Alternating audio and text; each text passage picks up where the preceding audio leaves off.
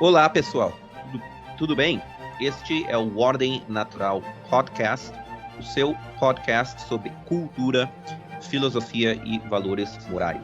No episódio de hoje, nós vamos fazer mais um episódio sobre comunismo, a análise do comunismo e do marxismo. E neste episódio, nós vamos analisar a obra O ABC do Comunismo, escrita por Evgeny Preobrazhensky e Nikolai Bukharin.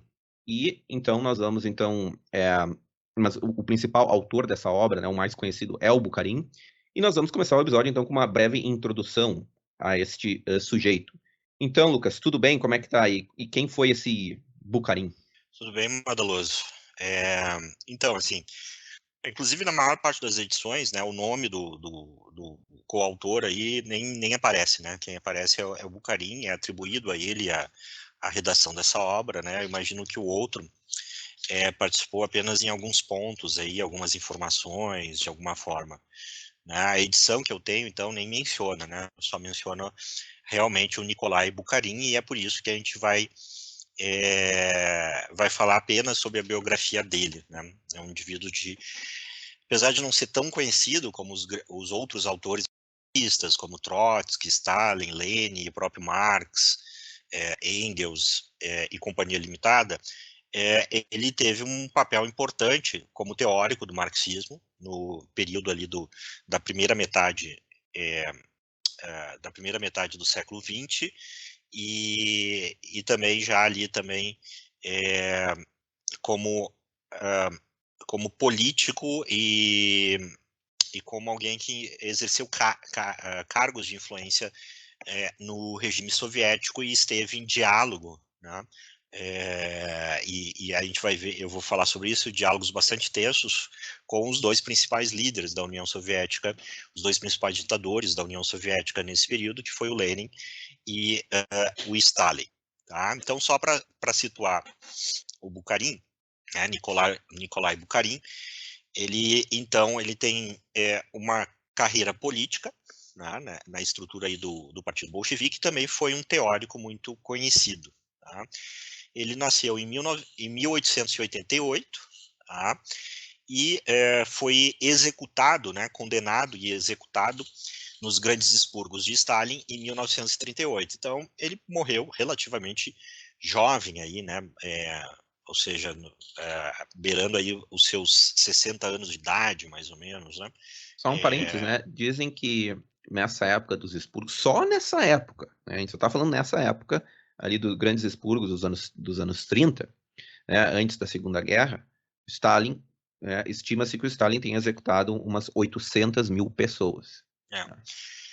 Por quê? Bom, Por né, eu ia discordarem, falar isso. assim, Não um só por milímetro, né? discordarem, né? O Stalin estava consolidando seu poder após a morte do Lenin, né? Como sucessor do Lenin, então ele buscava então consolidar o seu poder e perseguir toda forma de oposição ao seu poder ou potencial e virtual concorrência à sua posição dentro do partido, né? Para depois iniciar aí as suas ações, né, que de alguma forma também rompiam um pouco com a tendência que o Lenin havia imprimido ali à instauração do regime. Tá? Então, o Bukharin ele se destacou inicialmente, né, como um teórico aí da economia política marxista. Tá? Ele se juntou ao partido bolchevique em 1906, né, até a Revolução de Outubro de 1917 ele passou no exílio, fora, né, do país aí, da Rússia, né, foi exilado inicialmente para a Áustria, da Áustria ele foi expulso, foi para a Suíça, passou também um tempo nos Estados Unidos e voltou, né, logo após a Revolução de Outubro de 1917, ou golpe de Estado, né, eu prefiro falar em golpe de Estado, de 1917, que depois executou o czar e instaurou um novo regime. Né? E ali ele exerceu uma grande influência no Partido Comunista, né? Ocupando, só para a gente ter uma ideia, né, a direção durante anos do Pravda, que era o jornal oficial do regime, né, soviético. Se eu não me engano, por mais de uma década ele foi o diretor do Pravda. Tá? membro aí do Politburo, né, que era a Assembleia Geral lá do partido. E ele se destacou muito, né, dentro dos debates internos, né, porque quando os bolcheviques tomam poder para si, né, rompendo com a aliança que eles fizeram com os mencheviques para, né, dar o golpe de Estado, teve uma guerra civil ali, né, e logo depois da guerra civil se começou um debate sobre como, né, construir então o modelo socialista, visto que a sociedade russa naquele momento estava em frangalhos, né, fomes, rebeliões, uma série de instabilidades. A Rússia já era um país atrasado, ficou ainda mais atrasado em função da Guerra Civil, contexto da Primeira Guerra Mundial, toda essa instabilidade. E o Bukharin ficou muito conhecido quando ele finalmente aderiu e deu argumentos em favor da chamada nova política econômica lá do Lenin, né, que previa uma espécie de concessão, né, um certo grau de liberalização econômica para incentivar a produção e a reconstrução econômica da Rússia após a Guerra Civil. Né? E o Bukharin acreditava que a NEP, né, a nova política econômica, era uma política necessária para fortalecer, de um lado, a economia soviética, né, permitindo um crescimento gradual rumo ao socialismo. A gente vai ver como ele tem uma visão de que o socialismo ele precisa de bases industriais, né, da grande indústria, de uma organização econômica baseada na grande indústria, na grande empresa, né? Isso, aliás, é um ponto de debate interno, né? Isso, para ser bem sucedida. Então ele via na NEP uma preparação para isso, né? E ao mesmo tempo como uma forma também de atrair setores, né, que não estariam automaticamente do lado da Revolução Socialista, como os camponeses mais pobres. Né? A gente vê isso também nesse livro dele, ABC do Comunismo, que nós vamos tratar nesse episódio. Tá? Mas, né, a posição favorável à NEP, né, e a ideia que ele tinha sobre a necessidade de um desenvolvimento mais gradual do socialismo colocaram ele em conflito com o Stalin. Né? O Stalin vai, quando consolida o poder, e por isso também foi um dos motivos para os grandes expurgos, né? Ele vai propor uma política de coletivização forçada das terras e industrialização rápida. Né? E isso levou lá à queda do Bukharin, né? Dentro da estrutura política. Ele foi expulso do Politburo, né? E, portanto, depois foi executado, né? Nos chamados show trials, né, julgamentos shows que o Stalin promoveu. Ele foi acusado de conspiração contra a revolucionária e espionagem, né, e alta traição. Tá? O Bukharin ele ficou conhecido por duas obras. Essa, ABC do Comunismo, né, que é uma obra que eu diria assim, quem quiser ter uma introdução panorâmica sobre a teoria marxista, né, e comunista, vale a pena ler esse livro. Né? Quer você seja um comunista, quer você seja, assim espero, um anticomunista, né? Ela fornece um panorama, eu diria até mais didático do que o próprio manifesto do Partido Comunista de Marx e Engels. Tá? Porque ele traz já um avanço, digamos assim, estruturado, né? Não só da teoria, mas como da maneira como conceber a estratégia e a ação política do comunismo. Tá? E a outra obra dele que foi depois elogiada, né, pelo próprio Lenin, chama-se O Imperialismo e a Economia Mundial, onde ele vai tratar justamente sobre essa questão do imperialismo, que também nós vamos comentar aqui nesse episódio. Tá? E até hoje o pensamento do Bukharin, né, nos círculos marxistas, continua sendo discutido. Eu queria trazer alguns pontos, né, antes da gente passar aí para o Madaloso introduzir sobre a obra, que é, primeiro, a relação, né, de crítica e digamos, e concordância entre Bukharin e Lenin. Tá? Por que o Bukharin defendeu a NEP, a nova política econômica, e depois a discordância com Stalin. Né? Então, quais são os pontos, digamos assim, de divergência e que levaram depois a uma convergência entre Bukharin e Lenin? Né? Existia uma discussão, por exemplo, sobre a autodeterminação, né, das nações frente à revolução né, frente à questão da guerra no contexto da Europa do início do século XX. O Bukharin, inicialmente, tinha uma visão mais cética em relação ao direito dos povos à autodeterminação. Tá? Ele temia que o nacionalismo pudesse fragmentar, né, o movimento proletário internacional. Então ele via como a questão nacional como algo secundário e até mesmo prejudicial à unidade internacional dos trabalhadores, enquanto que o Lenin enfatizava o direito de autodeterminação, né, incluindo inclusive o direito de secessão, né, como tática necessária para ganhar o apoio de minorias nacionais e povos oprimidos. Então havia essa discussão estratégica que Mas fica bem claro que o Lenin ele não apoiava o direito à autodeterminação dos povos como princípio, mas como estratégia. Era um instrumento, né? Inclusive o grande historiador do marxismo, né, das ideias marxismo, o polonês Leszek Kolakowski, né, fala que essa foi, na verdade, uma discussão, digamos assim, de fachada, né, para pensar o arco de alianças, para, digamos, a Rússia conseguir, né, se estabelecer e evitar, né, a desestabilização do seu regime por meio de alianças contra-revolucionárias, vamos colocar assim. Tá? Então, eles diziam que, na verdade, essa discussão era utilizada até como maneira, né, interna do partido promover certa purificação para ver quem estava do lado de quem, né, naquele momento de incerteza. Né? Esse é a obra do Kolakowski eu também recomendo aí para quem quiser uma introdução ao marxismo mais extensa, né? A obra do Kolakowski chamada As Principais Correntes do Marxismo, acho que foi assim que foi traduzido para o português, né? Eu tenho a edição em inglês. É uma obra grande, né, de 3 volumes e, se eu não me engano, ganhou uma edição aí nova em português pela Vide Editorial. Então, quem quiser buscar essa monumental obra aí de introdução, crítica, inclusive, né? O Kolakowski foi um comunista e depois ele rompeu com o comunismo. Eu recomendo fortemente. Mas voltando aqui ao Bukharin, então,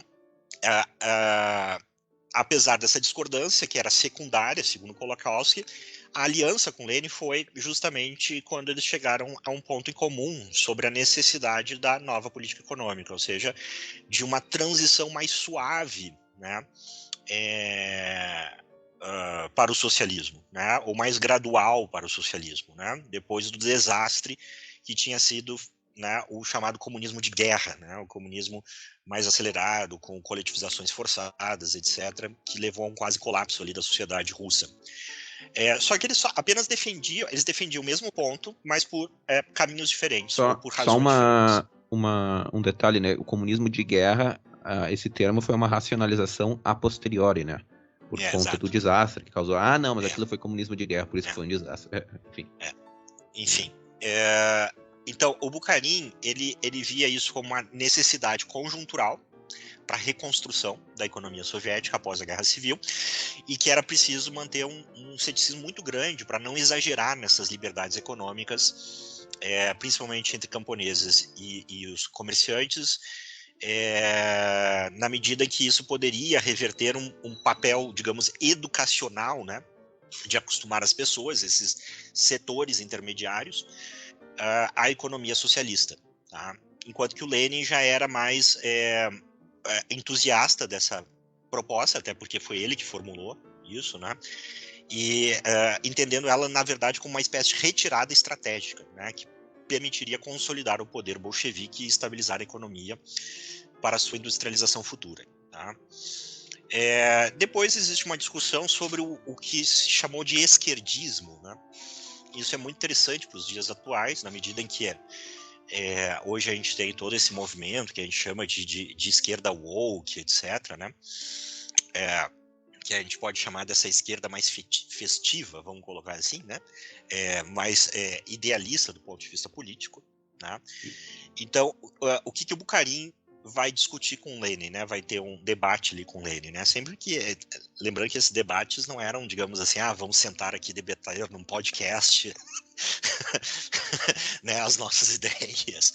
Era uma coisa no mínimo, mais tensa, né, de ser feita. Mas, enfim, é, eram debates, portanto, internos ao Partido Bolchevique, né, aonde o Bukharin, em certos momentos, ele convergia com Lenin, né, e em outros momentos ele divergia. Então, em certos momentos, o Bukharin ele se identificava com aquilo que o Lenin chamava de esquerdismo, né?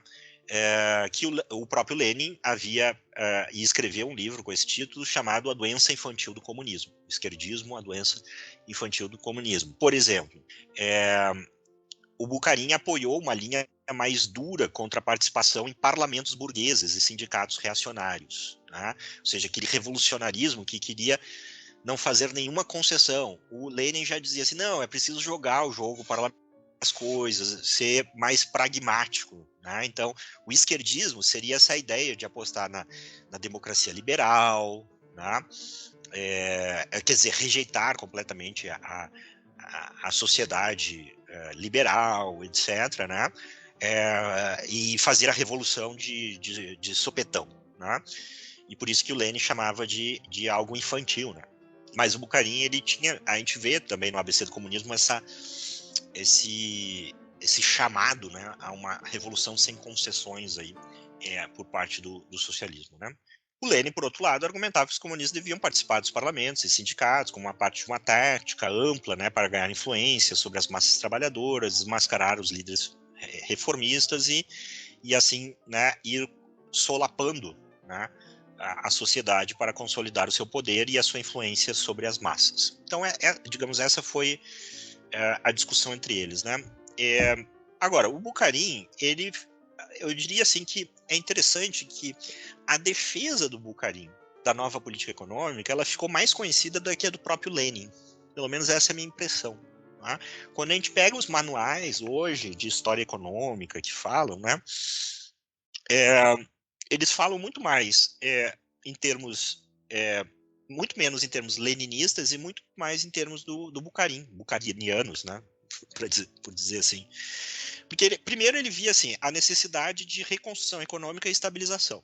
Tá? Ou seja, é preciso, então, digamos, criar uma sinergia entre indústria, agricultura e comércio, né, que haviam colapsado no contexto de guerra, né, e que isso precisaria ser feito com uma liberalização econômica para estimular a produção, aumentar a oferta de bens e aliviar a fome e a escassez no curto prazo. Né? Também de promover uma aliança com os camponeses, né? Ou seja, de reforçar a aliança entre o proletariado e os camponeses, porque a gente vai ver que Bukharin ele entende que o Partido Comunista é um partido de classe que representa o proletariado. Aliás, todos os partidos são partidos de classe, né? Então, é preciso aproximar, né, o proletariado, apesar de ser o líder, ele precisa do apoio de alguns segmentos da sociedade, alguns segmentos intermediários, entre eles os camponeses mais pobres. Né? Então, assim, a NEP poderia melhorar as condições de vida dos camponeses e trazer eles para o lado do regime e assim não enfrentar, né, resistências e revoltas camponesas que foram um dos grandes frontes aí da Guerra Civil durante o período leninista, né, e depois com o próprio Stalin com as coletivizações forçadas. Né? A NEP também expressava, né, a ideia de que para construir um socialismo numa economia como a Rússia, que não era completamente industrializada, ele era necessário ser feito de maneira gradual, uma vez que você não encontrava uma economia industrial e uma organização industrial de grande escala organizada. Tá? E permitiria, inclusive, a Rússia, né, não sofrer o assédio das outras potências econômicas e assim se tornar dependente delas, né? E, por último, a NEP permitia flexibilidade e pragmatismo, né? Ajustar, digamos, o processo econômico às condições concretas da Rússia pós-revolucionária.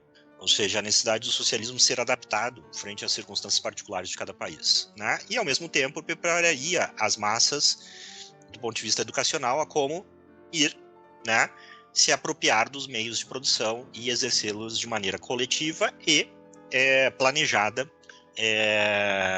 em comum. Tá? Essa coisa começou o Bukharin começou a a ser perseguido quando o Stalin entra. O Stalin ele vai reverter a NEP e toda a ideia da NEP, né? Mas quando a gente fala isso, a gente tende a representar a coisa como se fosse um debate bonitinho. O Stalin discordava e por isso, né? Não, na verdade, né? Digamos assim, talvez o Stalin via assim: quem permanece, né, vinculado ao modelo anterior não é leal a mim e constitui uma ameaça à minha consolidação no poder, né? No mínimo que é o meu lugar, tá? Ou seja, ele é mais fiel a Lenin, né, do que a mim, que sou o novo líder, tá? Mas, do ponto de vista teórico, a discordância era, primeiro, a coletivização da agricultura, né? O Bukharin via muito mais como um processo pedagógico, ou seja, primeiro melhorar as condições econômicas dos camponeses através da experiência coletiva, em fazendas coletivas, etc., né? E aí a coletização já foi, né, ser natural, ser um processo natural, né, de adesão voluntária, digamos assim, né? E o Stalin não, perseguir os resistentes, né, colocá-los todos numa mesma categoria, que ficou conhecida como os kulaks, né, e fazer coletivização forçada, né? A industrialização o Bukharin apoiava num ritmo mais moderado, tá? E o Stalin já queria uma rápida industrialização, tá? E a última coisa, né? Desculpe, a penúltima coisa, na verdade, era o debate sobre o socialismo em um só país, né? Embora o Bukharin eventualmente tinha aceitado a ideia de um socialismo em um só país, naquele debate lá com Lenin, né? Sobre a questão aí da esquerda, enfim, né? Ele inicialmente, o Bukharin vai ter algumas reservas sobre essa posição, né? Assim como vários outros bolcheviques, né? Onde o Bukharin permanece fiel àquela ideia de uma revolução internacional, né, para dar segurança ao socialismo na União Soviética, né?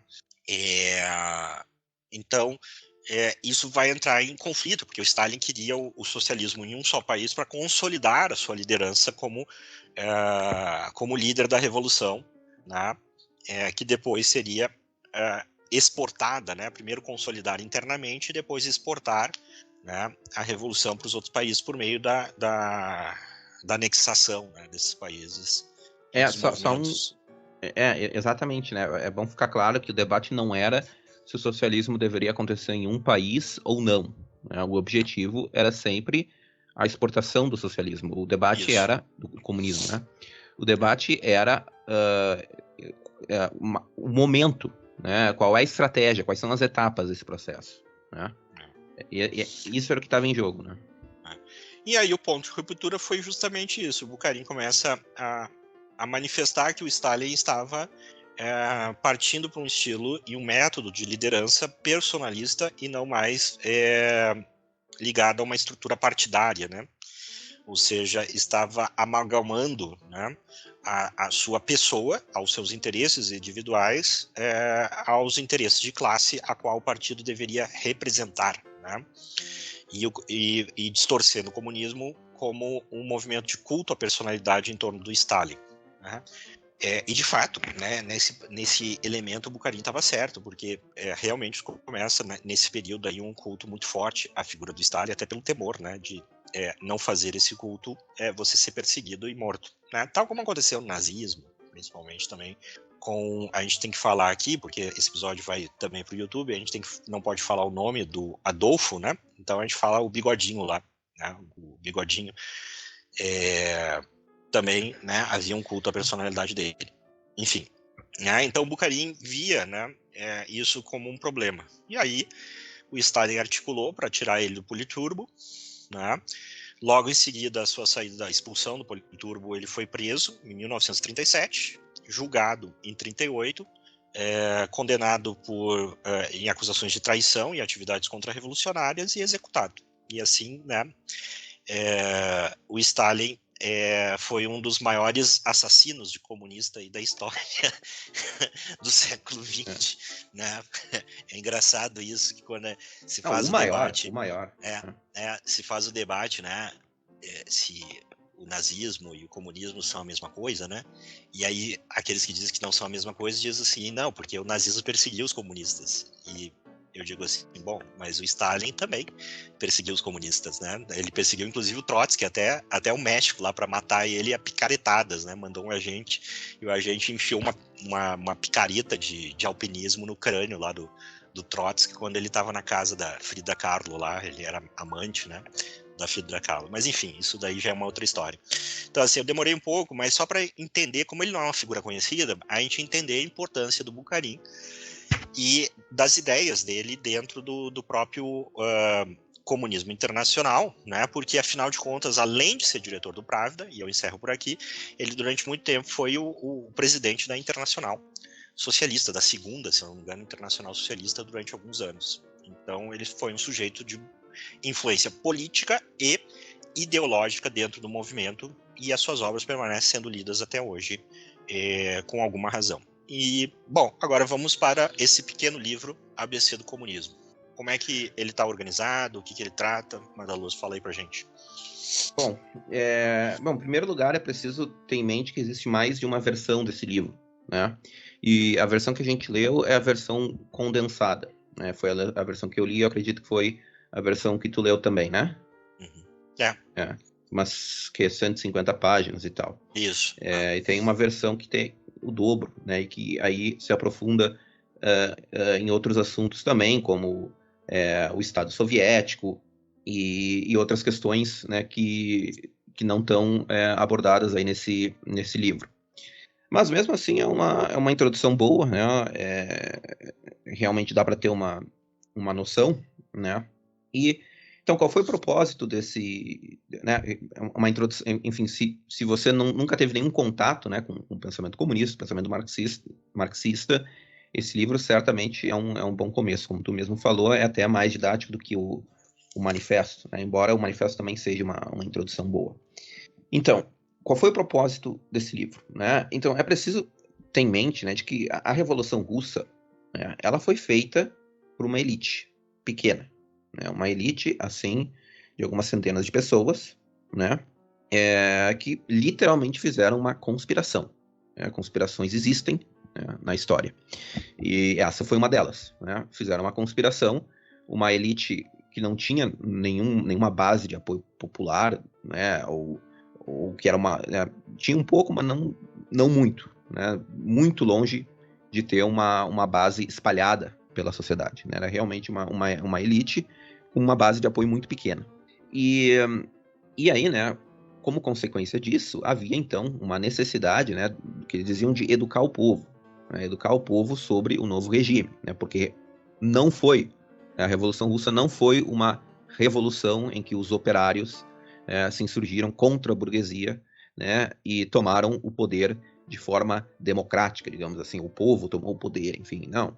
Foi realmente uma elite, e aí eles, agora fizemos isso aqui e nós temos que explicar para o povo o que nós fizemos, né? Então, o ABC do Comunismo, então, nasceu dessa tentativa, né, de educar o povo sobre o que estava acontecendo, e foi publicado em 1920, né, e o objetivo é justamente mostrar, né, o projeto que eles tinham para a Rússia, né, que esse partido tinha para a Rússia.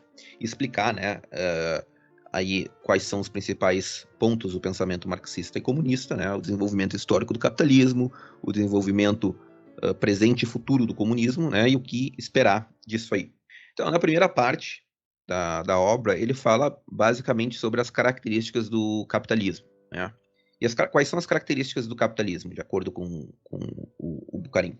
Primeiro, a produção de mercadorias, né, mas não necessariamente para atender a necessidades, né, necessidades reais ou até mesmo necessidades artificiais dos indivíduos, mas simplesmente para o lucro e simplesmente porque o capitalista quer produzir, né? Ou seja, não é a sociedade que demanda certos produtos e isso estimula certos indivíduos a entrarem em certas linhas de produção, né, como, por exemplo, a economia mais mainstream vai dizer, né, e não só isso, mas a economia austríaca também vai dizer né, qual é a atividade do empresário, do capitalista, enfim, ele está respondendo a uma demanda, né? Existe uma demanda, o empreendedor, ele é o cara que consegue antever aquela demanda, né, e perceber essa demanda, e aí os recursos da sociedade são mobilizados para atender essa demanda.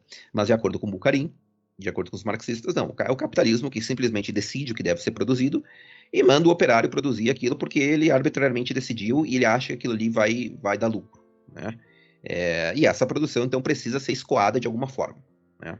E muitas vezes, ou seja, a implicação é que muitas vezes o capitalista cria a necessidade no consumidor de comprar certos produtos, de adquirir certos produtos. Eu até acho que isso aí tem um fundo de verdade, mas não é exatamente da forma como os comunistas abordam.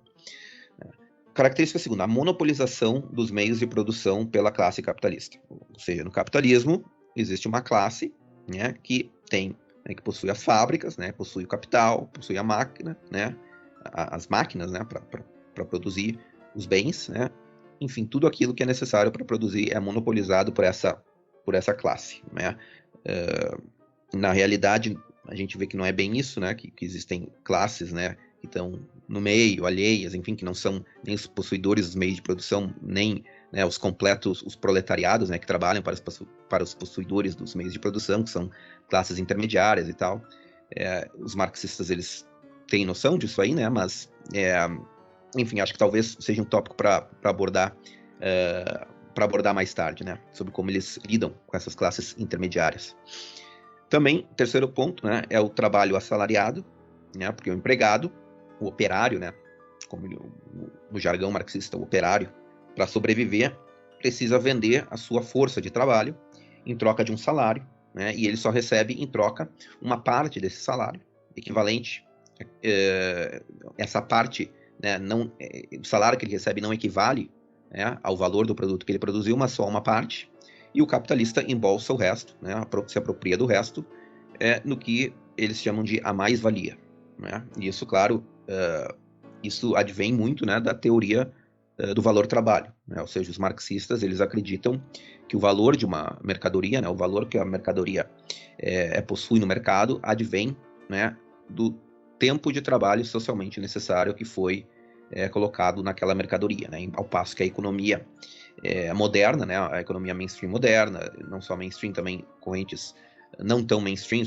como a escola austríaca, por exemplo, vão dizer que não, o valor de uma mercadoria tem a ver com a utilidade, né? Tem a ver muito com a demanda, né? E o quão útil as pessoas, né, os consumidores acham que essa mercadoria vai ser para elas, mas para o marxista não, né? Só 2 pontos aqui que eu queria enfatizar. O primeiro é que essa não é uma ideia original dos marxistas, né? Ela já está em Adam Smith, na economia clássica, de que o valor de um produto está na quantidade de trabalho que foi necessária para produzi-la e, na verdade, então você tem troca de equivalentes de quantidade de trabalho. Tá? Dizem que, inclusive, até as bases disso já estavam lá em Aristóteles, mas, enfim, não vamos entrar aqui nisso. E a outra coisa é que é a utilidade no sentido subjetivo, né? É a utilidade que você dá ao produto, né?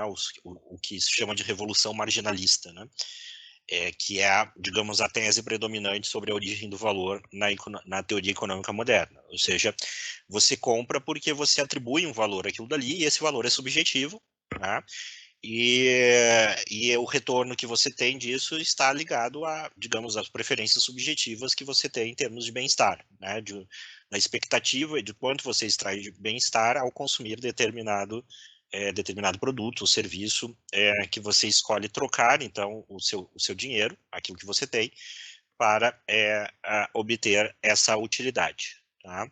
Então, isso mudou completamente, né? Quem quiser aí, é só estudar aí alguns bons manuais aí de história do pensamento econômico para entender um pouco essa questão. Mas também vocês podem ver isso indiretamente no nosso episódio, onde a gente comenta a obra de crítica à teoria econômica de Marx, de Bombavrik, né? Que é onde ele vai justamente refutar essa ideia tanto da mais-valia como do valor-trabalho. Então, vocês podem ir para esse episódio, é um dos nossos primeiros episódios aí do canal, para pegar maiores detalhes a esse respeito. Se eu não me engano, essa obra a gente, inclusive, dedicou 2 episódios para discutir sobre ela.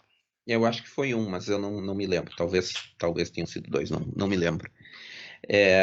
Não, então, é exatamente isso que tu disse, né? Para a economia moderna, então, o preço, né? O preço é formado, né, por uma combinação, né, de demanda e oferta, e a demanda é formada, né, justamente pela utilidade subjetiva que esse produto tem para os consumidores.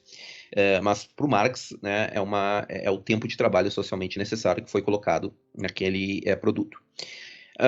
Há uma outra característica do capitalismo que ele menciona é a anarquia de produção, né, ou seja, em que justamente por não haver um planejamento central, né, a competição desenfreada acaba fazendo com que as economias fiquem instáveis e gerando crises econômicas cíclicas, né? Na verdade, né, como a Escola Austríaca de Economia mostra, né, o planejamento central é justamente o que vai acabar gerando uma anarquia de produção, né? Por quê? Porque as forças, né, esse jogo das forças do mercado, né, atuando livremente, né, acabam, né, formando os preços, né? E os preços, eles precisam ser formados de forma livre, porque aí eles refletem de fato as preferências e as demandas dos consumidores e mandam um sinal, né, para o empreendedor, para o produtor, para o capitalista, né, quais linhas de produção em que ele deve investir, né, para onde, né, e para a sociedade, de modo geral, para onde que os recursos devem ser alocados para atender às demandas dos consumidores. Então, o planejamento central, né, nessa concepção da escola austríaca, que eu acho que faz muito mais sentido do que a concepção marxista, que representaria de fato a anarquia de produção, porque o planejamento central aboliria a livre formação dos preços no mercado, né? E com relação às crises, né, e de fato, realmente, a economia moderna ela tem crises, né, tem certas crises cíclicas e tal, mas as economias pré-capitalistas também tinham, né? Isso não é uma coisa, né? Tu tem por exemplo, na economia medieval ali, às vezes tu tinha uma sequência ali de verões que eram chuvosos, dava uma falha na colheita imensa, uma crise econômica imensa, 10% do país morria de fome. Isso aconteceu mais de uma vez. Então, as crises do capitalismo não, né, comparado a isso, as crises do capitalismo não parecem ser tão grandes assim, né?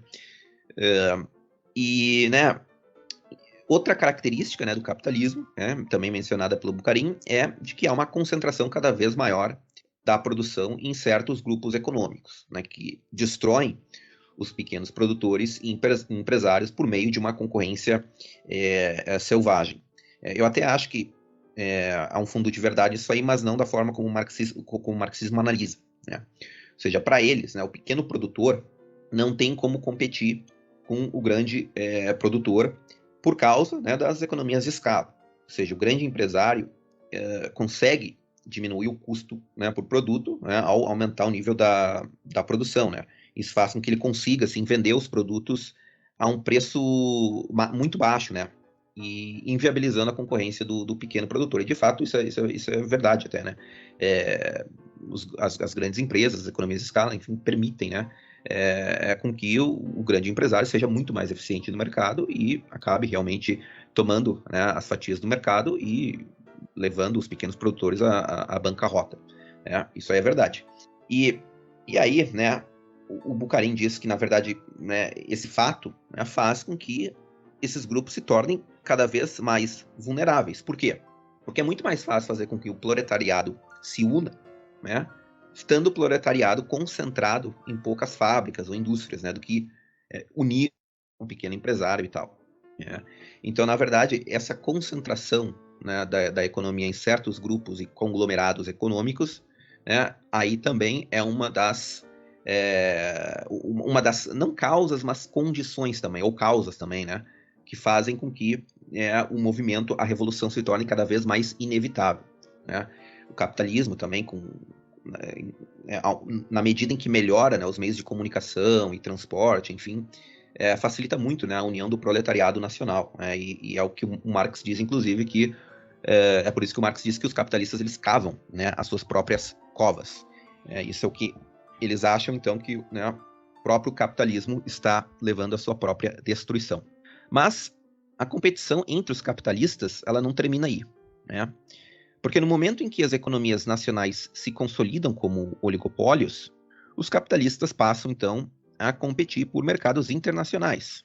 E isso acaba gerando a corrida militarista e imperialista, né, as guerras, E como exemplo disso, eles citam a Primeira Guerra Mundial, né? E como consequência da Primeira Guerra Mundial, eles, né, pelo menos antes da eclosão da Primeira Guerra Mundial, eles viam, né, uma grande guerra como uma oportunidade, né, para, no meio do caos, unir o proletariado, os proletariados de diferentes países, né, e para realizar a revolução, né? Ou seja, o proletariado burguês, o proletariado inglês, por exemplo, não iria, né, lutar em favor da Inglaterra em uma possível guerra, mas iria se voltar contra a burguesia inglesa, né? Se unir, por exemplo, com o proletariado francês e lutar contra a burguesia inglesa, né? E o proletariado francês é a mesma coisa, iria se unir com o proletariado inglês e, ao invés de lutar, né, contra os ingleses, iria lutar contra a burguesia francesa.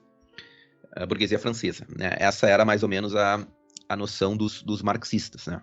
Que iria acontecer em um caso, né, eclodisse uma grande guerra. Ele também reflete no livro, né, o que seria a ditadura do proletariado, né, qual o seu papel, né? Enfim, a ditadura do proletariado ele vê como uma etapa absolutamente necessária para destruir, né, a falsa democracia burguesa. E ele salienta que essa ditadura ela é total e extremamente violenta. Né? E eu vou, inclusive, ler aqui, né, tem um parágrafo um pouco grande, mas eu acho, assim, é um parágrafo muito, eu acho muito bem escrito, assim, mostra muito bem, né, quais são as intenções do autor e, né, o plano traçado, né, para realmente consolidar o regime comunista, né? E não deixa assim, muitas dúvidas aqui sobre a natureza violenta do comunismo. Então ele diz assim: para realizar o regime comunista, é preciso que o proletariado tenha nas mãos todo o poder, toda a força. Ele não poderá derrubar o velho mundo enquanto não possuir essa força, enquanto não constituir por algum tempo a classe dominante. Não é preciso dizer que a burguesia não cederá, o poder sem luta. O comunismo significa para ela a perda de seu antigo predomínio, a perda de sua liberdade, entre aspas, a liberdade de subtrair do operário o suor e o sangue, a perda de seu direito ao lucro, ao juro, à renda, etc. A revolução comunista do proletariado, a transformação comunista da sociedade, chocam-se, por consequência, com a resistência mais furiosa dos exploradores. A tarefa do poder operário é, pois, reprimir implacavelmente essa resistência. E, como tal resistência será inevitavelmente muito forte, será preciso que o poder do proletariado seja uma ditadura operária. Ditadura significa um governo particularmente severo e muita decisão ao reprimir os inimigos. Naturalmente, em semelhante situação, não se poderia cogitar da liberdade para todos os homens. A ditadura do proletariado é irreconciliável com a liberdade da burguesia. Ela é necessária, precisamente, para privar a burguesia de sua liberdade, para amarrar-lhe os pés e as mãos e retirar-lhe toda a possibilidade de combater o proletariado revolucionário. Quanto maior é a resistência da burguesia, mais desesperados são os seus esforços, mais perigosos, e mais a ditadura proletária deverá ser dura e implacável e ir, nos casos extremos, até o terror. Ou seja, né, acho que fica muito claro o que é a ditadura do proletariado aí, que não é, se eu não me engano tem uma frase do Mao Tse Tung, eu não me lembro como é que é exatamente, mas que ele diz: a ditadura do proletariado não é um mar de rosas, é a arma, é a violência, enfim, é o terror, né? E claro, né, eles justificam isso, né? Como é que eles justificam isso? Eles dizem: o que a gente está fazendo, a gente não está combatendo, né, a democracia, né? Não é a luta do proletariado, né, para instalar ou preservar uma ditadura contra a democracia e abolir a democracia, porque essa democracia que vocês têm é uma democracia falsa, é uma democracia burguesa, né? Essa democracia não é uma democracia de verdade, né? Se diz que é democracia, mas não é uma democracia de verdade, né? E essa falsa democracia que nós vamos destruir e vamos destruir implacavelmente. É isso que dizem, né, os comunistas, né? E na última parte, né, ele fala também de questões mais estratégicas, né, em especial aí analisando o fracasso da Segunda Internacional, né, com a eclosão da Primeira Guerra Mundial, né? O que aconteceu na Primeira Guerra Mundial? o proletariado nacional, ao invés de se voltar contra a burguesia nacional, né, o proletariado lutou entusiasticamente, né, em favor da sua nação na Primeira Guerra. Né, e isso realmente causou um racha no movimento comunista. Né, a maioria, né, dos comunistas, né, dos socialistas, enfim, apoiaram, né, o esforço de guerra, né, apoiaram as suas respectivas nações, né, mas teve uma minoria aí de comunistas, né, que realmente ficou realmente muito insatisfeita com isso aí, né? A gente vai falar isso, né, mais tarde. Ele também fala da formação da Terceira Internacional, que tinha também como objetivo, né, espalhar aí o comunismo pelo resto da Europa, né? A Terceira Internacional que se formou, né, depois do colapso da Segunda Internacional e depois da Revolução Russa. Né? Então é isso, eu acho que esses são mais ou menos os principais pontos do livro, né? E, enfim, agora eu vou passar a palavra para o Lucas, né? O que tu acha aí que a gente poderia, né, começar a analisar, né, a discutir? Acho que o primeiro ponto que a gente tem que falar sobre esse livro, né, é justamente a qualidade, que está ligado à qualidade e à importância dele, né? Eu acho que ele traz de uma forma bastante condensada os elementos principais do pensamento marxista, né, da teoria marxista sobre o que é a sociedade moderna, contemporânea, ou como eles falam, capitalista. Tá? Então, a gente tem que entender uma coisa, né? As pessoas estão acostumadas a ter uma visão muito simples sobre verdade, mentira, erro e acerto, né? As pessoas acham que uma mentira, um erro, né? Ele é em si mesmo absoluto. E o marxismo, ele pega elementos que são verdadeiros, como algumas coisas que o próprio Madaloz apontou aí, né? Ou seja, alguns processos da tendência da concentração de capital, né? Da superioridade no processo competitivo das grandes empresas sobre as empresas menores, etc. Né? Muitas vezes o caráter, né? Como as elites econômicas e as elites políticas, elas têm uma relação estreita entre si, né? Para justamente propagar o erro, né? Porque se você vai propagar o erro ou a mentira sem uma base de verdade, as pessoas facilmente identificam que aquilo é um erro, aquilo é uma mentira, e você não é acreditado, né, digamos a você, razoabilidade. Então, é preciso ter alguma razoabilidade nesse sentido. Então, só que qual é o problema? E que eu acho que o livro traz isso de uma maneira bastante clara, principalmente na sua primeira parte, onde ele vai explicar, né, assim, a edição que eu tenho, ela está dividida em, basicamente, né, digamos assim, eu posso fazer uma divisão em 3 partes, né, o livro. Né? Uma primeira parte que é a introdução, que é o programa, né, o que é a ideologia comunista, o programa político, etc. Tal, né?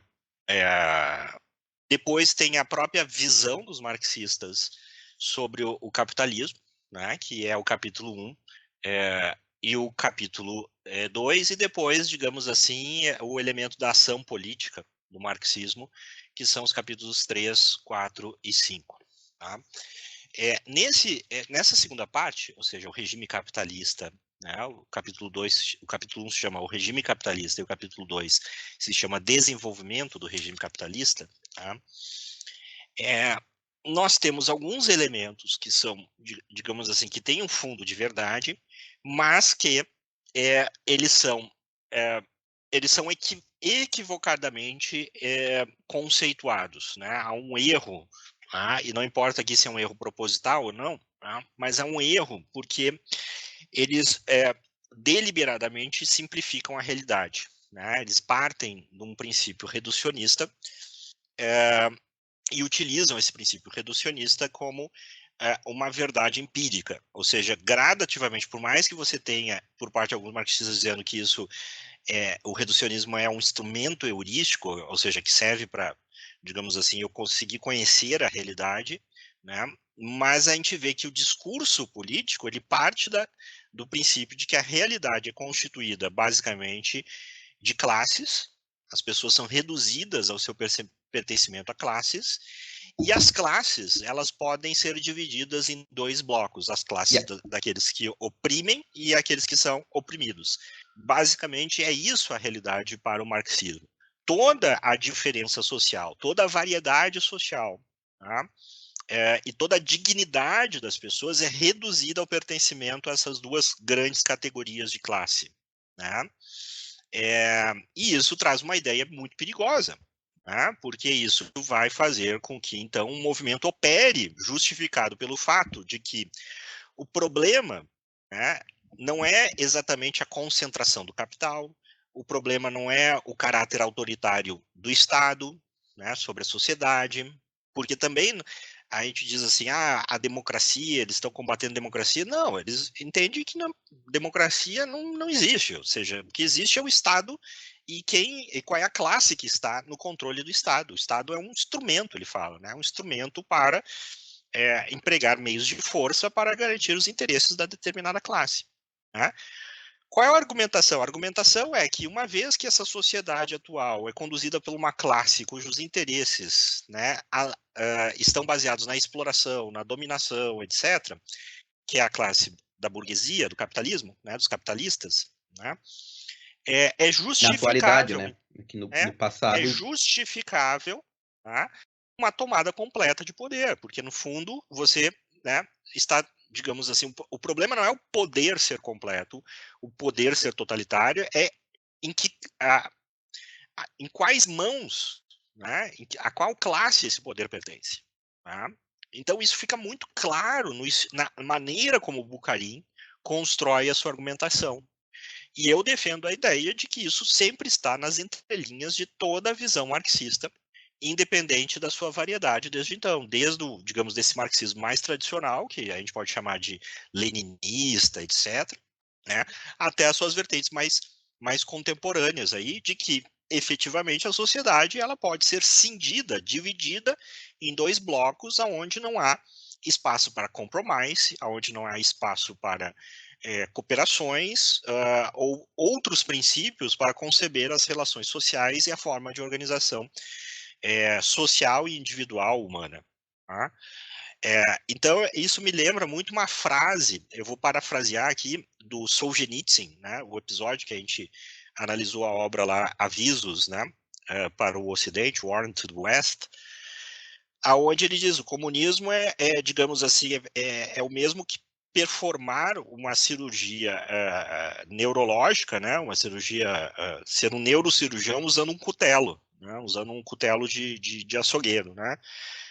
Você pretende, né, operar uma mudança, uma intervenção na sociedade com instrumentos extremamente grosseiros, né, sobre o que essa sociedade é. Né? E aqui eu já estou vendo uma horda aí de marxistas dizendo que não é assim, que é a dialética, que não sei das contas, mas me diga, né, todo esse instrumento, no fundo, ele converge por uma tese, que no Bukharin está muito clara, que é a tese de que existe um bem e existe um mal. Né? Eles não são exatamente relativistas nesse sentido. Eles são relativistas no sentido de que a moralidade é relativa à revolução. Então, tudo é aquela coisa que o próprio Trotsky depois vai dizer. Tudo aquilo que promove a revolução é bom. Então, o assassinato em si não é bom. Né? Uma ditadura em si mesmo não é bom nem ruim. Se é a ditadura do proletariado, ela é boa. Se ela é a ditadura da burguesia, enfim, ela não é boa. Né? E assim o genocídio, assim a censura, assim a concentração de capital. No Bukharin fica muito claro esse aspecto econômico. Ele não critica a concentração de capital, ele critica o fato de ela estar na mão da burguesia. Tanto que ele diz que é uma pré-condição para o regime capitalista, isso já está em vigor na sociedade. Essa grande organização da indústria, né, já está em vigor, né, para que o socialismo se dê. Né? Ou seja, o socialismo ele prevê essa concentração, né? Ele vê como algo positivo, apenas vê que o grande problema é que ela serve aos interesses de classe da burguesia. E aí é muito interessante que ele diz, bom, então tem que estar na mão do proletariado, mas ao mesmo tempo depois ele admite que a organização do proletariado prevê um partido. E ele mesmo diz textualmente que um partido nunca vai ser composto por todos os membros de sua classe, e sim por aqueles membros mais à vanguarda, mais inteligentes, mais nobres, enfim, mais radicalizados. Isso Ou também está seja, no. né? Digamos, de novo, né? Uma questão basicamente isso, né? Existe uma intenção, né? Uma intenção boa e uma intenção ruim.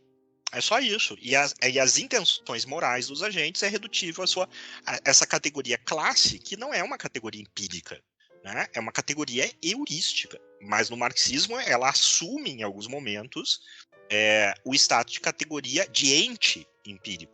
A classe existe empiricamente para avaliar os interesses dos indivíduos, as suas motivações e até mesmo a sua dignidade de existir na sociedade. Porque a conclusão que o Bukharin chega é: se a classe burguesa é uma classe de exploradores, etc., nada mais justo do que declararmos guerras e exterminá-las. Porque ela não Exatamente. tem direito de existir. O que isso significa? Que os indivíduos pertencentes a essa classe e as classes que de alguma forma se associam a ela devem ser exterminados. Não tem direito de existir. Não tem direito de existir. É. É a conclusão lógica. Exato. A questão da vanguarda, né? Ela tá em Lenin de maneira bem explícita, mas também tá no Marx, né? No Manifesto Comunista, em determinado momento, ele diz que a porção do proletariado com mais consciência tem que ter a tarefa de liderar, né? O proletariado, ou seja, né, um regime, né, ou seja, né, de saltar, né, sair assim dessa noção de que o proletariado deve ser guiado, né, por uma classe de iluminados, né? Disso aí para um regime de um partido único não é um salto muito grande. E um regime de um partido único para um regime de um déspota único também não é um salto muito grande. Ou seja, Stalin, né, a tirania stalinista, a tirania maoísta, né, a tirania de modo geral, né, o regime de um homem, né, de um líder, em que para o qual todos precisam prestar culto, né, um déspota das dimensões, né, do Stalin, do Mao, etc., não é algo que está fora do marxismo, né, e do comunismo como formulado originalmente pelo Marx, né, algo intrínseco, uma consequência lógica e inevitável do marxismo. E além, né, além de tudo isso que tu mencionou, né, de que realmente, né, se vê claramente ali que existe, né, o lado bom da história, que é o lado, né, que representa os interesses do proletário, né, do proletariado, que vai por fim à história, né, ao exterminar a burguesia e ao tomar o poder e depois exterminar a burguesia, né, e a gente vê aí também, né, essa noção escatológica do comunismo, do marxismo, né, ou seja, o Marx tem uma teoria, né, da história que na verdade seria, né, talvez até mais preciso dizer uma escatologia, né, uma soteriologia, talvez escatologia, né, em que ele coloca, né, um futuro certo, né, qual é esse futuro certo? É o advento do paraíso comunista, né? E a história, né, ela deve ser lida, né, com relação a esse futuro certo, né, esse futuro que já está escrito, né, e que vai chegar, né, independente dos nossos desejos, né, mas vai chegar por causa de leis inexoráveis, né, da história, né. O professor Olavo, ele menciona muito bem isso aí, né, de que, né, a inversão da mentalidade revolucionária, né, por quê? Para as pessoas normais, né, o futuro é contingente, o passado é certo, né. O passado já passou, o que aconteceu no passado aconteceu, não vai ser desfeito, a gente pode até ter problemas para interpretar o que aconteceu no passado, né, mas o passado é certo, não tem como mudar. O futuro é contingente, né, a gente não sabe exatamente o que vai acontecer. Né, para o revolucionário é mais ou menos o contrário, né, o futuro é certo, a gente já sabe, né, que vai ser, que a gente vai ter o advento do paraíso comunista, né, e tudo que vem, né, tudo que veio antes vai ser retroativamente interpretado à luz desse futuro certo, ou seja, o significado, né, dos fatos passados, né, e muitas vezes os próprios fatos, né, se vê assim que nos regimes comunistas eles realmente tentam alterar a história, né. Claro, é impossível alterar a história, né? Então eles acabam tentando alterar a percepção das pessoas com relação à história, né? Mas o que acontece é exatamente essa inversão revolucionária, né? O significado dos fatos no passado, né?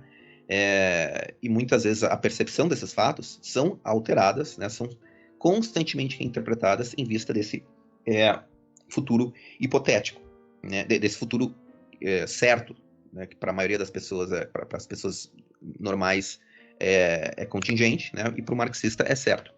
E nisso, né, entra a questão do relativismo que tu mencionou, né? O que contribui para a revolução, né, vai ser interpretado de forma positiva, e o que obstruiu a revolução vai ser interpretado de forma negativa.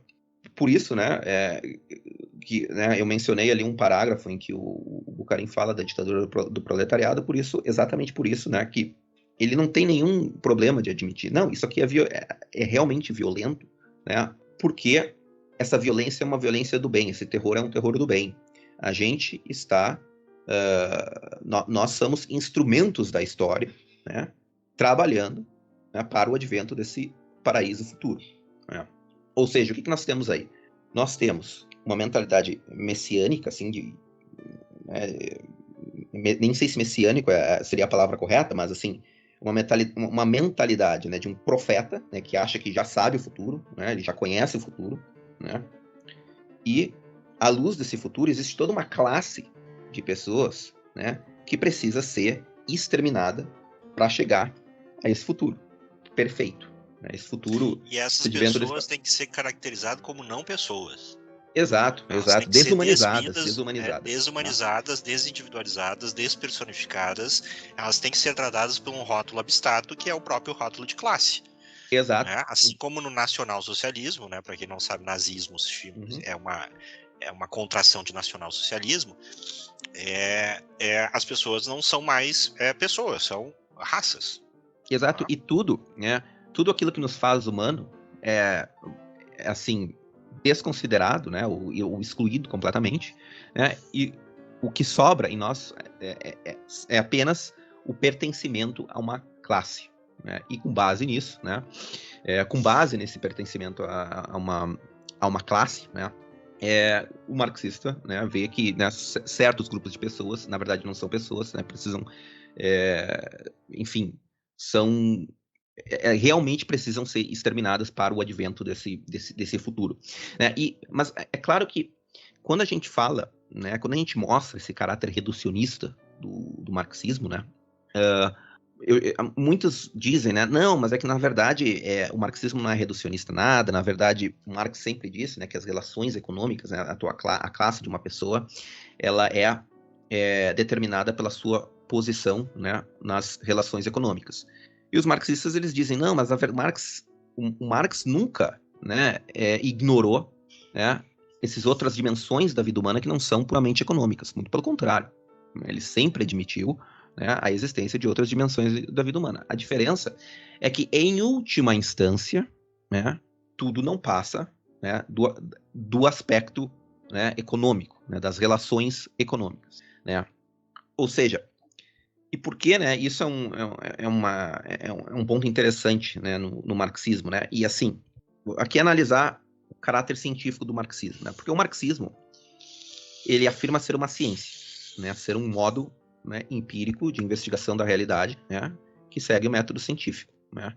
Longe de mim aqui dizer que a ciência é a nossa única via de acesso à realidade e à verdade, né? Eu acho que não. Mas vamos analisar essa afirmação, essa reivindicação marxista de que o marxismo é uma ciência, né?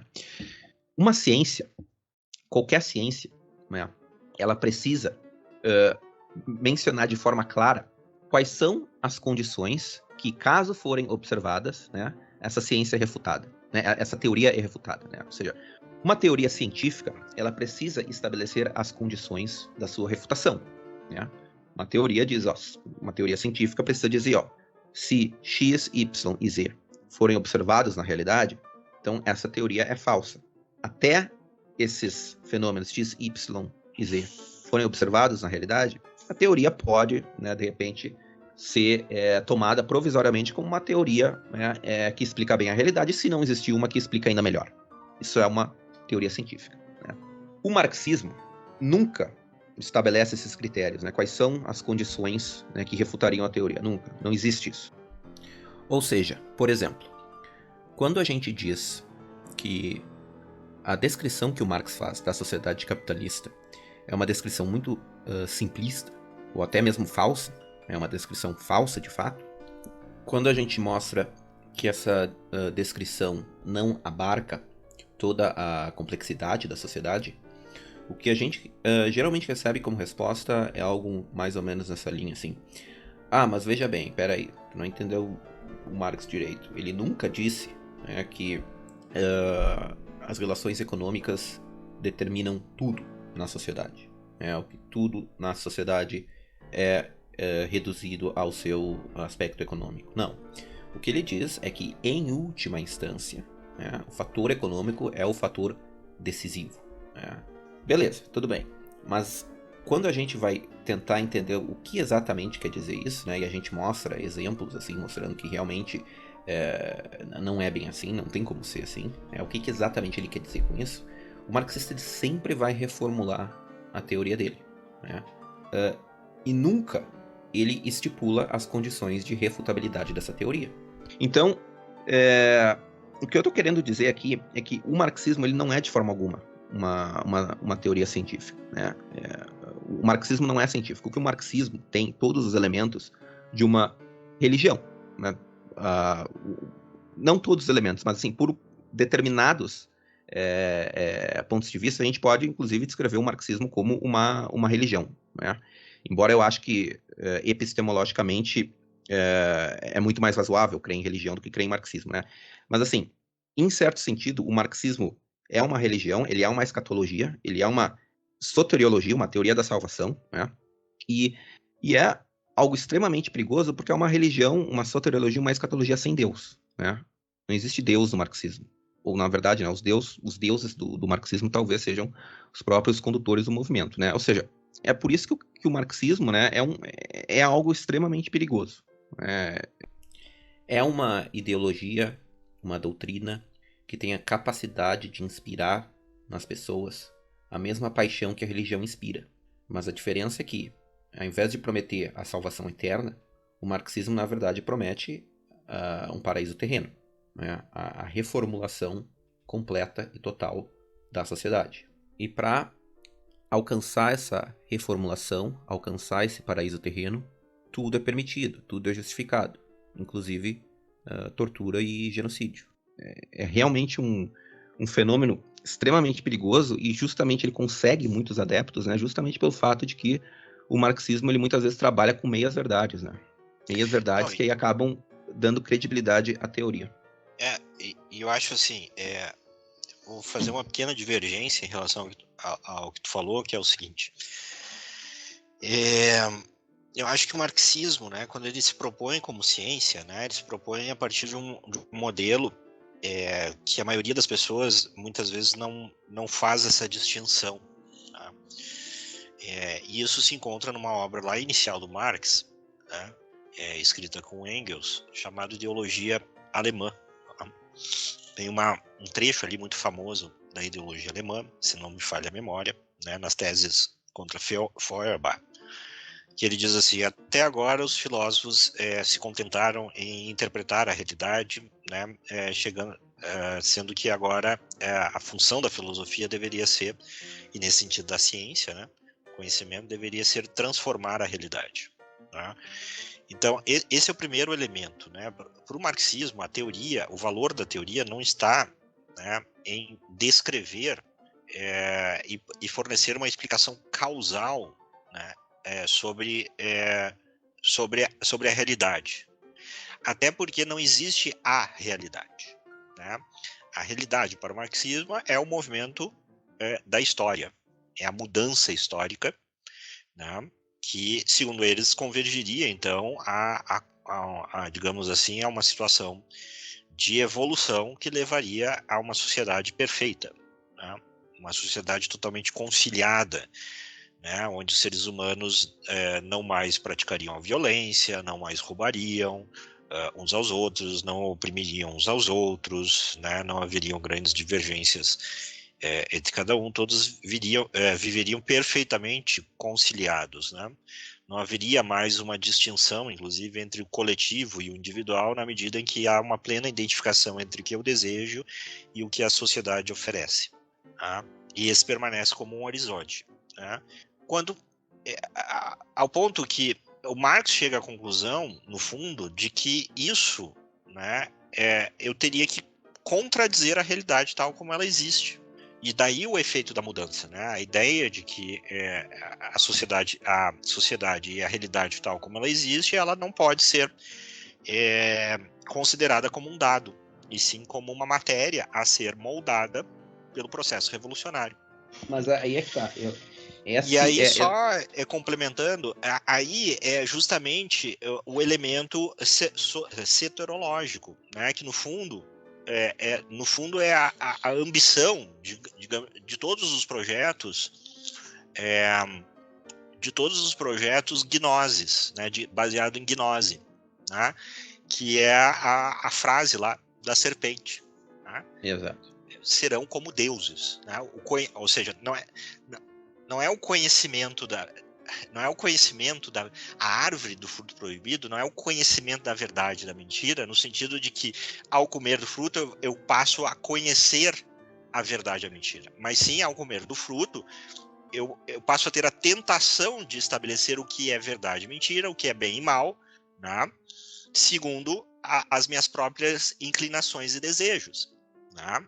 Então, quando Marx fala isso, ou seja, mudar, é justamente isso, é colocar a história segundo aquilo que a teoria marxista determina que seja a história e como ela deve ser concluída.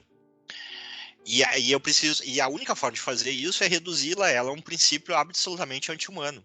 Tá? Não, mas aí Aliás, que tá. Solzhenitsyn diz o seguinte: não, a gente deveria chamar o comunismo de uma ideologia anti-humana.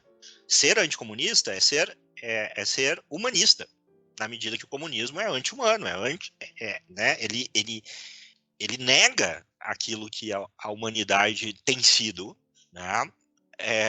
Para vender uma tentação, né? De que, olha, se você negar isso aqui, né? Você vai produzir uma humanidade perfeita, né? Você vai ter todos os seus desejos e inclinações satisfeitas. Né? Tem vários elementos do marxismo, né, que lembram o satanismo, inclusive, né? Eu não sei se o Marx era satânico ou não, eu sei que tem um livro publicado sobre as relações do Marx com o satanismo, né? Tem vários mas estudos. eu não li esse livro. Eu não li esse livro, nunca fui a fundo nesse assunto, mas eu não duvidaria, né, se me dissessem que o Marx é um satanista, porque realmente o marxismo tem várias características de satanismo, né? Tem um fundo, né? Eu acho que não se identifica com religião. Eu acho que é impreciso dizer que o marxismo é uma forma de religião, mas tem um fundo religioso, tem uma escatologia, tem uma soteriologia, né? Uma religião sem Deus, uma religião que visa fazer o mal, né? Como uma forma de alcançar um bem, né? Ou algo que é visto, né? Percebido como bem, né? Essa suposta, né, sociedade em que todos os antagonismos, né, da civilização seriam eliminados. Ele diz isso, né? O Marx diz que o comunismo eu já vi marxista dizendo, não, Marx nunca disse que no comunismo a sociedade ia ser perfeita. O que o Marx diz é o seguinte, né, nessa sociedade futura, todas as fontes de antagonismo sociais seriam eliminadas. Ou seja, não haveria mais nenhum... Ou seja, todo mundo viveria em harmonia, né? Isso é muito perto de uma definição do paraíso, né?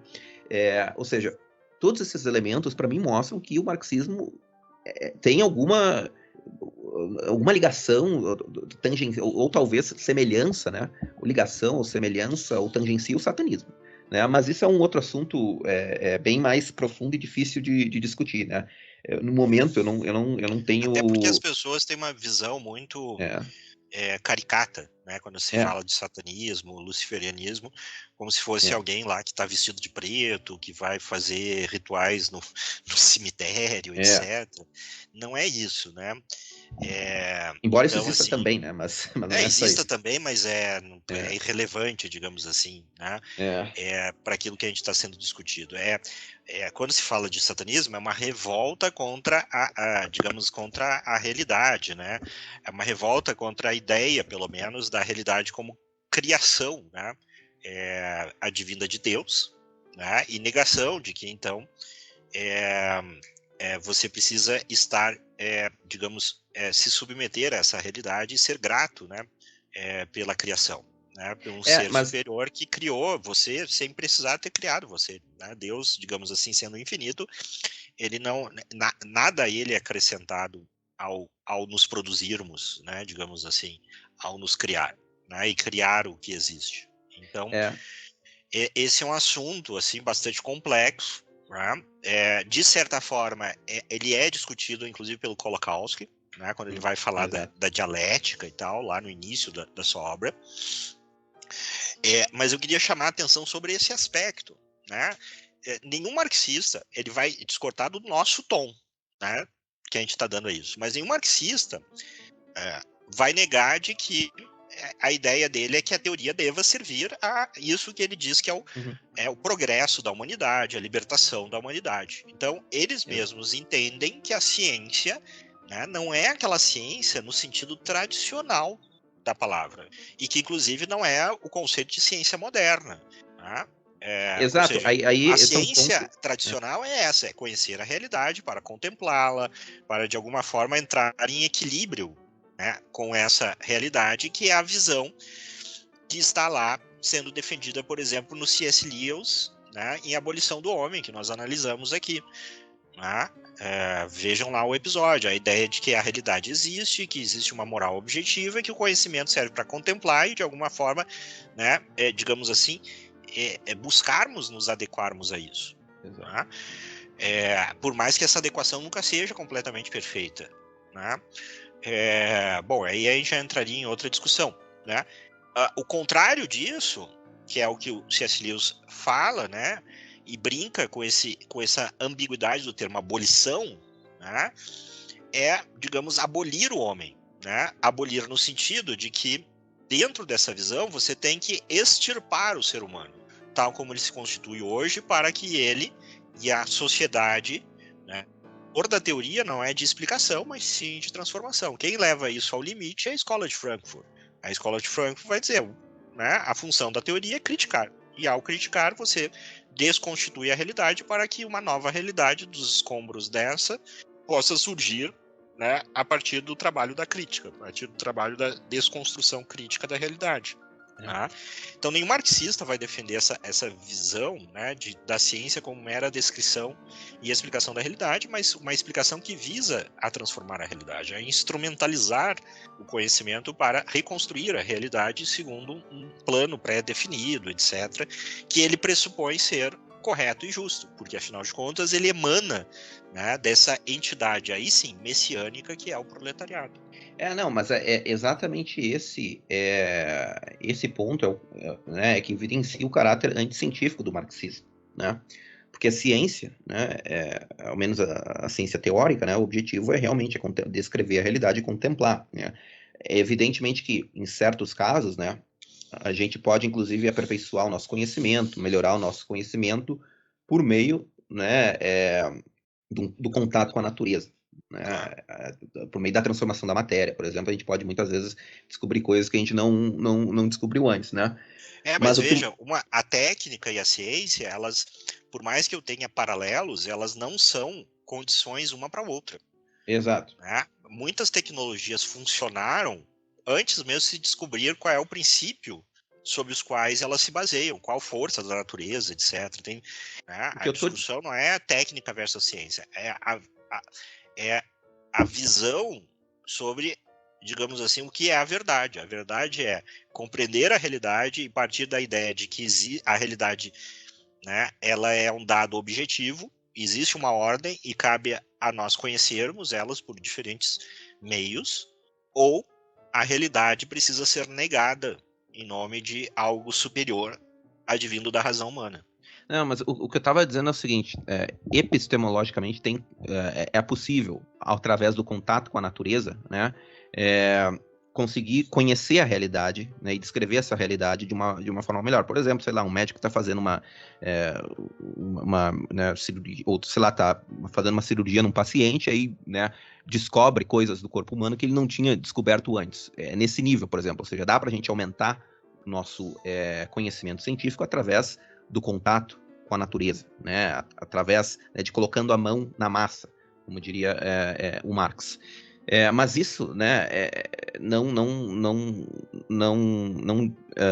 refuta, né, o fato de que existe, né, uma realidade objetiva, né, um mundo, né, que foi um mundo objetivo, que foi criado por Deus, né, que não foi criado por nós, né, e de que o papel, né, do cientista é descrever esse mundo, né? E no momento em que o cientista, né, ou, sei lá, o filósofo, o pensador, coloca, né, arroga-se na tarefa de transformar o mundo, né, e por meio desse processo dialético de transformação, criar a sua própria verdade, né, isso obviamente não tem nada a ver com ciência.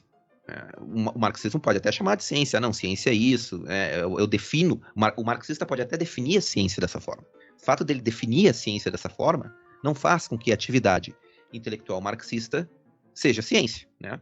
Claro que também aí pode ter o argumento, né? Ou existe o argumento utilizado pelos marxistas que diz que não existe nenhuma descrição 100% objetiva da realidade, que sempre vai haver interesses por trás dessas descrições e que no próprio ato de descrever a realidade, a gente já está influenciando a realidade. O que é verdade.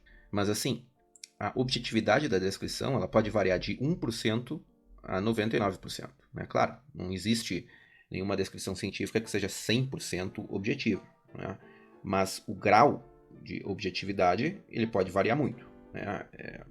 Não significa que pelo fato de não haver, de ser impossível uma descrição 100% objetiva da realidade, que por isso, isso significa que o papel do cientista é transformar a realidade, né, no momento em que ele está descrevendo-a. Óbvio que não. Agora, um tópico que eu gostaria de conversar assim, também, né, é mostrar assim, um exemplo, né, sobre como o marxismo, né, ele tenta ressignificar a história, né, para se encaixar na narrativa marxista e para sustentar, apoiar, né, essa noção, né, escatológica marxista. E, por exemplo, a gente vê isso muito bem, né, na interpretação que o movimento marxista deu à Primeira Guerra Mundial, que eu acho assim uma interpretação muito absurda. É realmente absurda demais, assim. E eu não consigo entender, assim, como é que um marxista, como é que alguém consegue levar a sério essa interpretação por um minuto, porque não faz o menor sentido. E o que me parece que aconteceu? Porque, assim, na virada do século XX, né, estava muito claro que as previsões marxistas estavam erradas, porque o capitalismo estava pujante, né, e a condição dos trabalhadores estava melhorando. Né, isso é bem atestado, né? A condição dos trabalhadores ao longo do século XIX, ao invés de piorar, né, estava melhorando, contrariando a teoria marxista. Né? E em face, né, desse fato, o que a tradição marxista resolve fazer, então? É revisar certos, né, postulados, então focar a atenção não na suposta pauperização do trabalhador, né, mas no imperialismo. E a teoria que eles formularam era de que os capitalistas, então, no momento em que o capitalismo atinge um estágio muito avançado, né, em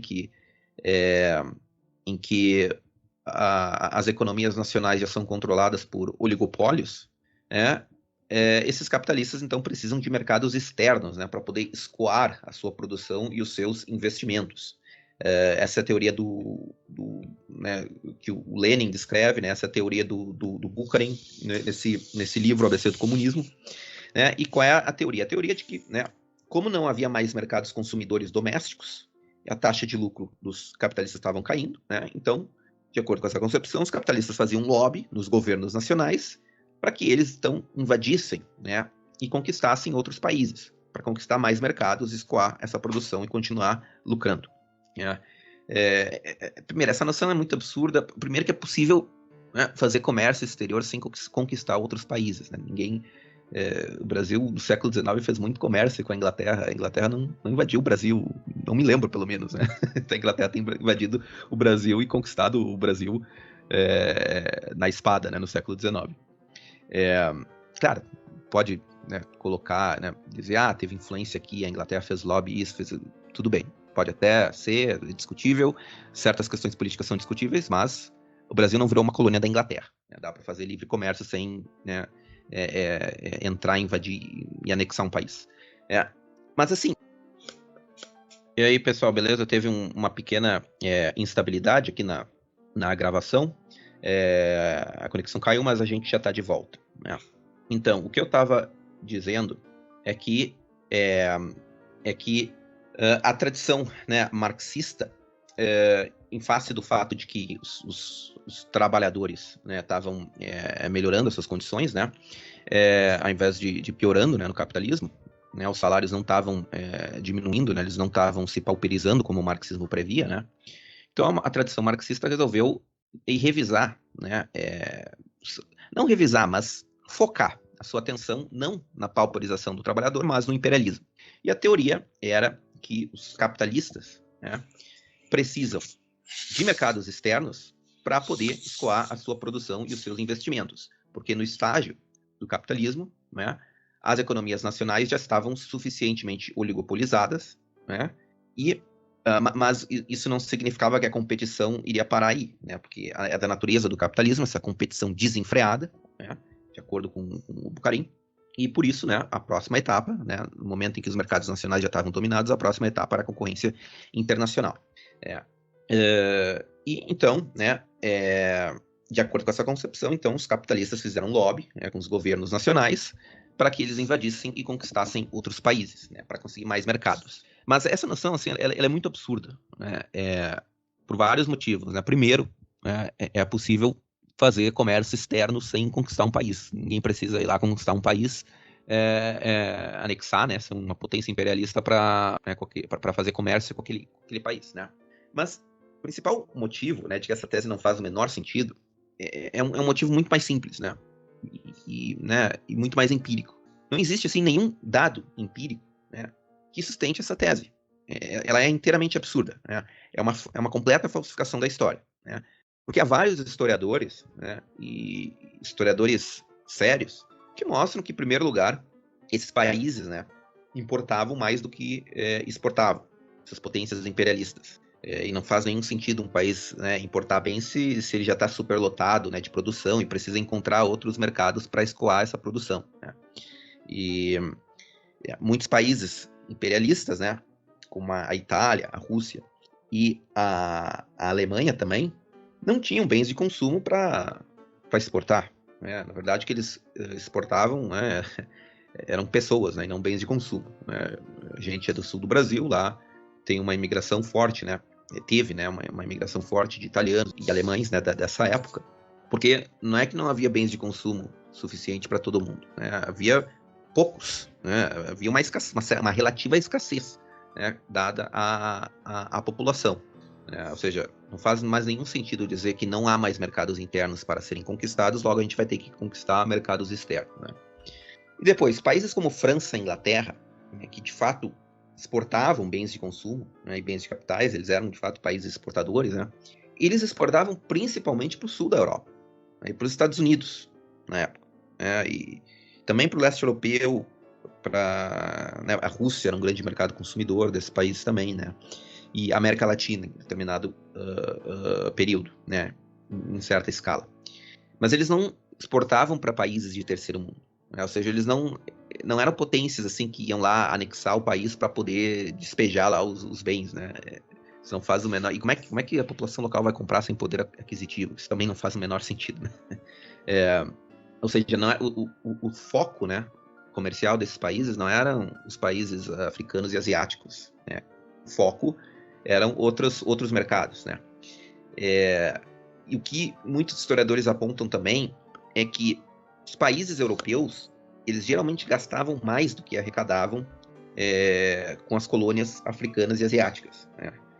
Ou seja, o imperialismo, né, lhes dava prejuízo e não lucro, né? Ou seja, aliás, né, essa corrida imperialista, né, ela teve muito mais a ver com interesses estratégicos, né, político-militares, do que com interesses econômicos. Óbvio que existiam interesses econômicos também, né?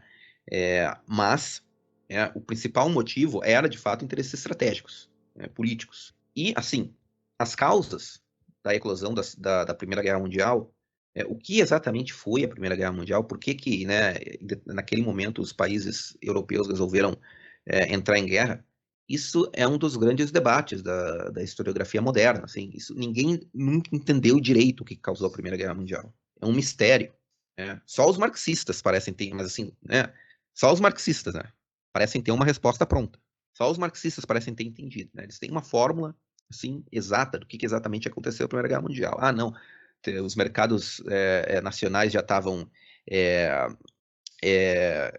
já estavam não tinha mais espaço para escoar, né? Os recursos, né? Já estavam muito inchados e tal, então precisava encontrar novos mercados, então houve essa corrida imperialista e tal, e aí, né, acabou um poder imperialista acabou se chocando com outro e tal, e causou a Primeira Guerra Mundial, né? Essa é mais ou menos não, essa é exatamente a explicação, né? Já tem uma fórmula precisa e exata que ajuda a entender esse fenômeno da Primeira Guerra Mundial, né? Como eu disse, só os marxistas, aparentemente só os marxistas conseguiram entender. É óbvio que não, né? É óbvio que o que está acontecendo aqui não é uma tentativa desapaixonada, né, e distanciada de entender, né, um fenômeno complicado, né, um evento tão complicado e de dimensões assim, assim, de dimensões que ninguém na época imaginou, né, e que a gente ainda está tentando entender, né, quais foram realmente as dimensões dessa guerra. É óbvio que um evento tão complicado, né, para o qual poucas pessoas têm resposta, né, só os marxistas, é óbvio que aí, né, também a gente vê mais uma vez essa tentativa, né, dos marxistas de ressignificar a história, né, de tentar não explicar e descrever de uma forma distanciada, né, de uma forma científica, a realidade, né, um evento, mas realmente tentar infundir esse evento com uma carga de significados, né, para contribuir para uma determinada agenda política. Esse é um exemplo apenas que eu resolvi citar aqui, por quê? Porque o Bucarin, né, primeiro, o contexto, né, em que a obra foi escrita, foi justamente nesse contexto da Primeira Guerra Mundial. Ela já tinha terminado, se não me engano, o livro foi publicado em 1920, então quando o livro foi publicado, ela já tinha acabado, fazia 2 anos, né? Mas primeiro o contexto, né? E segundo, também o fato de que o Bucarin, essa é uma parte importante do livro também, né? Onde ele utiliza, né, a guerra para explicar também os últimos estágios do capitalismo. Né, o imperialismo, né, que aí essa corrida imperialista, essa disputa entre os poderes imperialistas, que aí acabou gerando a Grande Guerra, né, e que para mim também não passa de mais um exemplo de falsificação da história para se encaixar em uma narrativa. E essa narrativa ela pode ser resumida a isso, tudo é expressão da chamada luta de classe, esse é o absoluto, né? É um processo depurador, né, segundo os marxistas, do movimento da história, qual eles, obviamente, se colocam do lado das forças boas, né, moralmente superiores dessa luta, né? Então, eles formulam isso e tudo deve ser reinterpretado e interpretado à luz desse elemento da luta de classes, né? E todos os atos têm que ser justificados à luz também da luta de classes. E é muito interessante que é um processo de interpretação e reinterpretação, né? E, de certa forma, o próprio Bucarin foi vítima dessa interpretação e Interpretação. reinterpretação. Né? Se num momento ele era interpretado como um agente revolucionário, no próximo momento, ali com Stalin, ele já é reinterpretado como contra-revolucionário. Né? Então, a gente tem sempre esse jogo, né, para manter, né? Ao mesmo tempo também esse fato, né? Bom, a teoria em determinados elementos nos leva a concluir da pauperização, né, dos operários. Bom, mas os operários estão melhorando as suas vidas. Bom, daí eu reinterpreto isso de que a vida deles não está melhorando tanto, né, quanto a dos capitalistas. Então, né, você tem a questão da desigualdade que lá, né, vai levar a uma crise que aí sim joga o proletariado numa situação de pauperização. Sim, crises econômicas, as pessoas quebram e ficam mais pobres, mas não é só o proletariado que fica mais pobre, né? Todos os outros segmentos da sociedade ficam mais pobres e alguns, evidentemente, por diferentes razões, porque foram mais empreendedores, porque tinham influência, maior poder, enfim, conseguem se preservar se preservar disso, mas todo dado ele precisa de alguma forma convergir e manter essa ideia inicial da luta de classes, né? E essa É luta interessante, né, que agora, né, o problema não é mais a pauperização, desde a Primeira Guerra Mundial, né, o problema não é mais a pauperização do trabalhador, do operário, o problema é, como tu mesmo disse, a desigualdade, ou seja, isso, ressignificam, né, eles reinventam, né, é tudo é, para poder continuar, né, por exemplo, se a teoria é falsificada, né, ou seja, se a teoria é provada errada pela realidade, né, eles reinventam a teoria, ou seja, é uma teoria camaleão, que não pode ser refutada isso. nunca, ela nunca É postula uma suas lógica circular, condições. né? Exato, É uma exato, exato. lógica circular, ela sempre vai levar à mesma conclusão.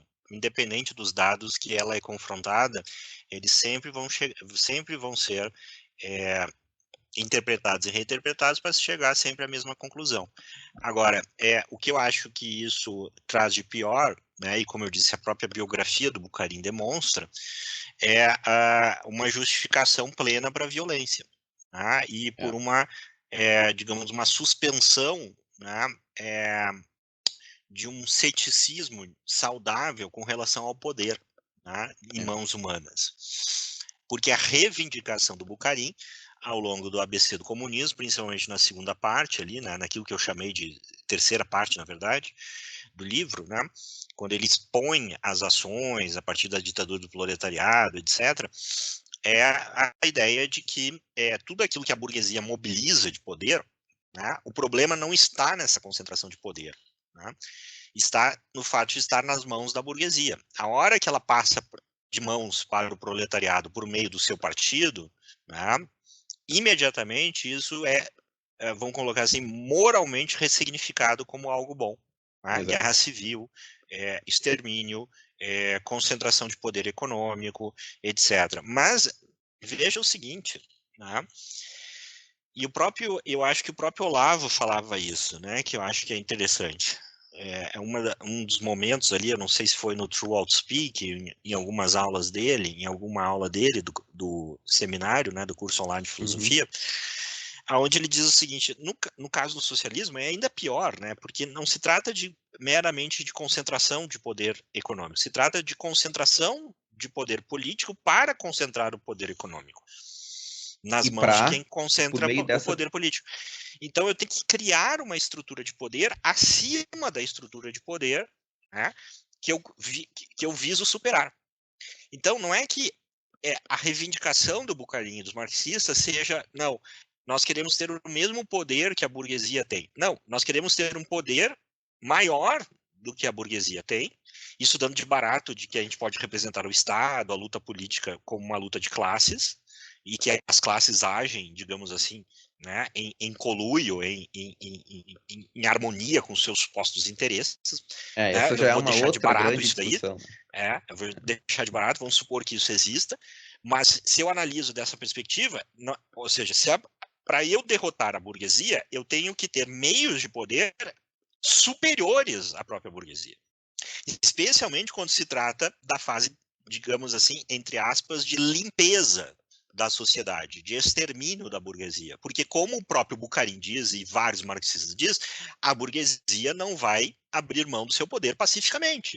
Fomos derrotados e, né, é isso aí, pessoal, né? Vamos Acabou pra voltar para gente. Não, casa aqui. vamos voltar para casa, né?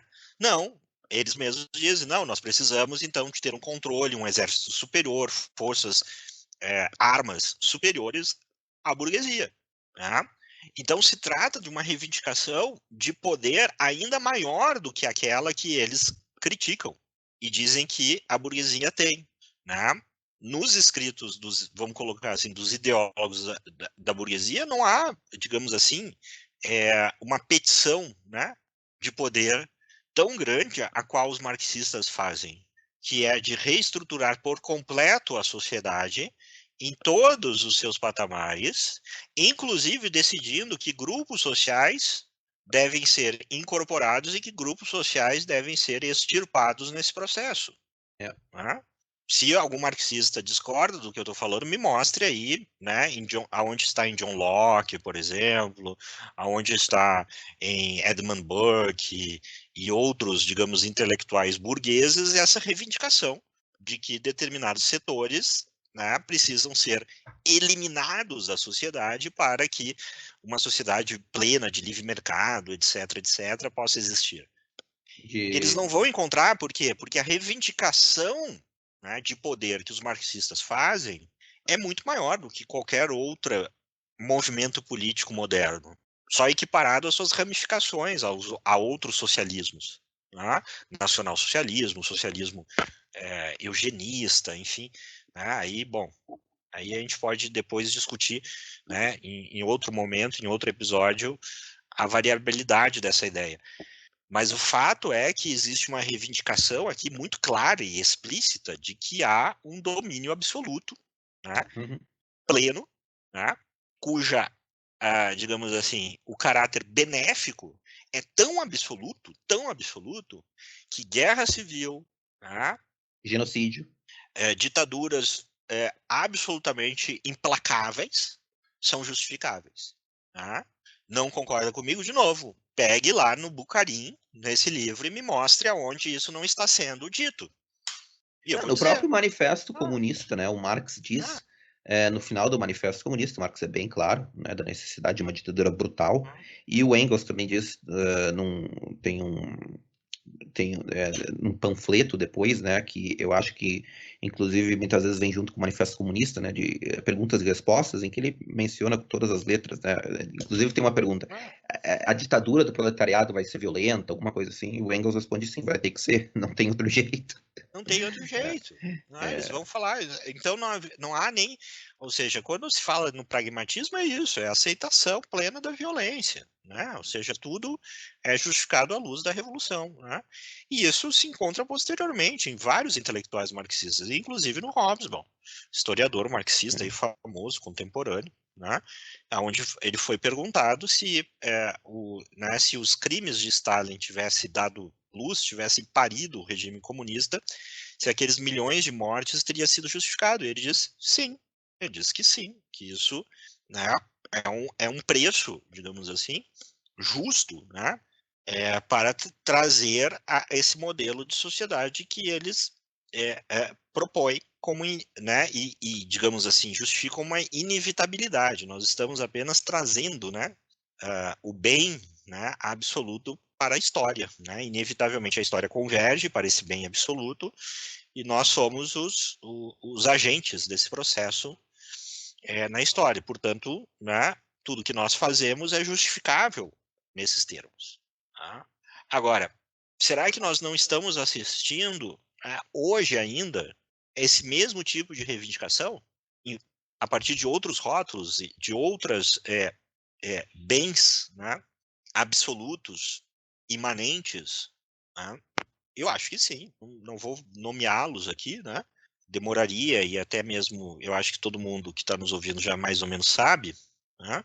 Mas existe várias justificativas nessa razão, né? De que, bom, a sociedade e a realidade tal como existe, ela precisa ser negada para, né, que uma nova realidade superior seja forjada sobre as ruínas e os escombros. Então voltando ao início do que tu falou, é a rejeição do passado, né, e a certeza do futuro. Essa inversão, né, completa da nossa orientação sobre a realidade. Né, em vez de olharmos para o passado, para buscar aquilo que representa de maior valor, né, e tomá-los como referências, né, como inspiração para as nossas próprias vidas, nós devemos retratar tudo a partir de um princípio absolutamente simplista, absolutamente injusto para com os nossos antepassados, como se nós estivéssemos num pedestal, né, para julgar os feitos da humanidade inteira, né, e colocá-los eles como, no máximo, etapas inferiores daquilo que eu, né, represento como o bem absoluto. E aí, o século XX mostra isso. Sempre quando isso, né, digamos assim, entrou no mainstream, em vez de, né, correndo o risco aqui de soar clichê, mas é um clichê que é clichê porque é verdade, sempre que a humanidade empreendeu esse esforço, em vez de ela parir, né, o paraíso na Terra, ela forjou um inferno. Ela forja um inferno, porque ninguém vai convencer uma pessoa minimamente honesta, de que esses regimes, os regimes comunistas, os regimes nazistas, né, produziram sociedades desejáveis para se viver. Ou a Nem Revolução hoje, Francesa, né? né? Quando a gente vê, de novo, pegando mais um clichê aí das discussões políticas de internet, né? Quando alguém que defende ideias comunistas, socialistas, né, vai viajar ou vai morar em outro lugar, eles não vão para a China, eles não vão para Cuba, eles não vão para a Venezuela, eles vão para países que mais ou menos se afastam, né? Ou pelo menos que a direção política do governo se afaste disso. Então, né? E o contrário não existe, né? Você não vê ninguém em sã consciência dizendo assim, quer saber, né? Eu estou aqui sendo oprimido pelo capitalismo, então eu vou fugir para Cuba, vou me exilar em Cuba, vou me exilar na China para fugir da opressão do capitalismo, né? E isso foi testado literalmente, né? O Muro de Berlim serviu não para que o lado, né, as pessoas do lado capitalista fossem para o lado comunista, era justamente o contrário, né? E isso é um dado objetivo, né? Mas daí o marxista vai dizer, não, mas veja bem, era uma confusão, não era bem assim, que as pessoas não entendiam Não, muito também tem bem, o argumento, né? O argumento de que ou que o foram marxismo ele nunca foi corrompidas, né? corrompido, Foram corrompidas. ele nunca foi implementado, né, da forma como deveria É, ter sido. Então, mas aí a questão é a seguinte, tá? Mas tá, vamos supor que esse argumento seja verdadeiro. O marxismo nunca foi. Eu discordo desse argumento, mas não vem ao que é o caso. Mas só vamos dar isso aí, né, como um dado, né? Suponhamos que de fato realmente o comunismo não foi aplicado da forma como o Marx tinha pensado. A minha pergunta é a seguinte, tá? E o capitalismo foi? Existe algum regime capitalista, né, que corresponde ipsis literis ao que o Ludwig von Mises, o Milton Friedman, ou até mesmo Adam Smith, o John Locke idealizaram, pensaram? Não. Né? Por quê? Porque nunca, na realidade, quando tu vai colocar em prática ideias abstratas, né, a prática, né, nunca vai corresponder ao que foi idealizado, porque há muitas circunstâncias práticas que não são levadas em conta na formulação teórica da ideia. Então, assim, se tu me dizer, o marxismo não existiu, nunca existiu, então eu posso dizer, o capitalismo nunca existiu. Tá, e aí? Né? não, e ao mesmo tempo, assim, tem uma questão que eu acho que é muito simples, né? Né? De rejeitar esse tipo de proposição, que é o seguinte: pode um ser imperfeito, nós somos imperfeitos, gerar algo perfeito? Né? Pode a razão humana, que é imperfeita, que ela erra, que ela tem distorções, vieses, que ela é afetada pelas paixões, enfim, pelos temperamentos, Exato. gerar, né, uma ideia perfeita e depois, ainda por cima, aplicá-la de modo perfeito? Não. Né? Isso você não consegue nem no nível micro da sua vida individual, muito menos no nível coletivo, e muito menos no nível de toda a história, de todo o movimento histórico da humanidade. Né? Então, ou seja, é uma expectativa absolutamente doentia, né? Mentalmente patológica, achar Exato. que é possível, né, a realidade corresponder digamos assim, a uma formulação, né, proposital humana. E, toda, e todo movimento revolucionário, né, talvez, digamos assim, com exceção talvez da Revolução Americana, a Guerra de Independência Americana, por isso que eu não gosto também de chamar de Revolução Americana, e sim de Guerra de Independência Não foi uma revolução. Americana, mas toda a revolução, digamos assim, nesse termo, ela tem essa pretensão. A pretensão de remodelar a sociedade segundo um plano, né, racional produzido pela mente humana. Né? E na medida como a mente humana é limitada, né, como eu disse, enviesada, né, ela nunca vai conseguir produzir uma prática perfeita e muito menos uma ideia perfeita sobre a sociedade. E esse É. é o erro, essa é a pretensão, né? Eu ultimamente tenho resumido isso. Quem diz que primeiro, é, que as tuas reivindicações sobre como a sociedade deve ser, né, são verdadeiras e boas, né? Da onde que você parte, né? Ou você acha que eu tenho que presumir que as suas intenções são de inicialmente, né, incontestavelmente verdadeiras e boas? Não, nem as minhas, né?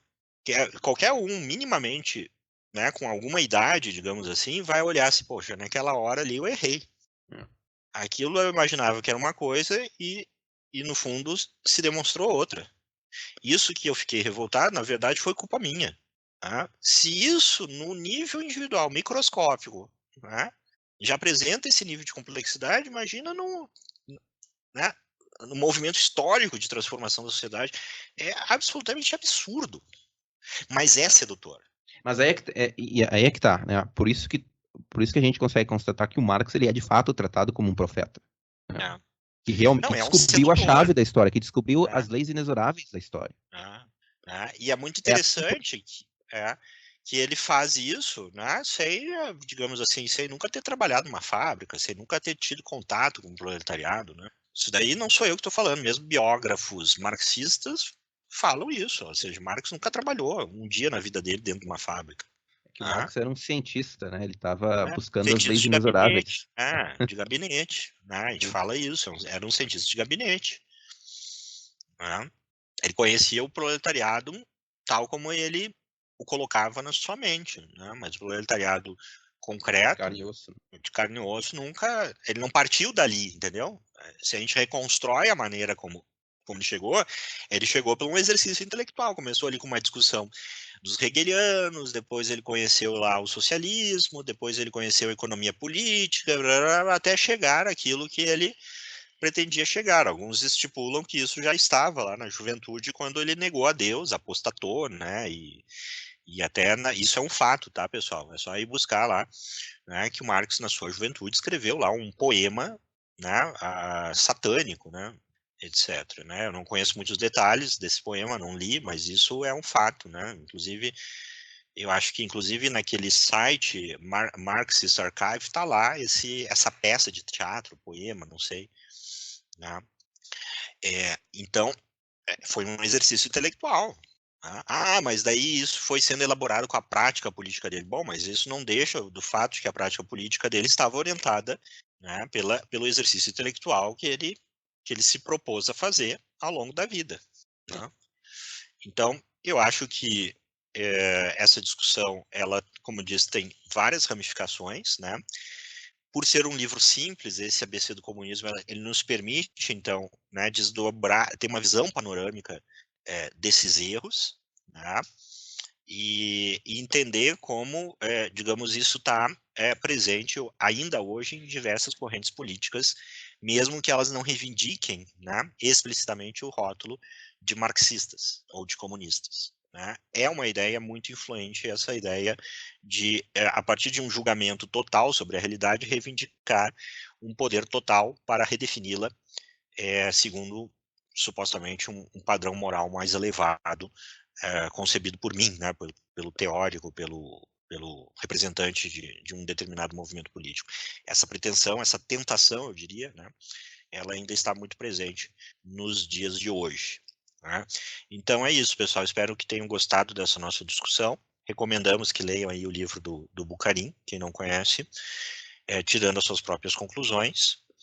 E lembrando mais uma vez a vocês de nos dar uma força, ou seja, se você está assistindo no YouTube, curta, né?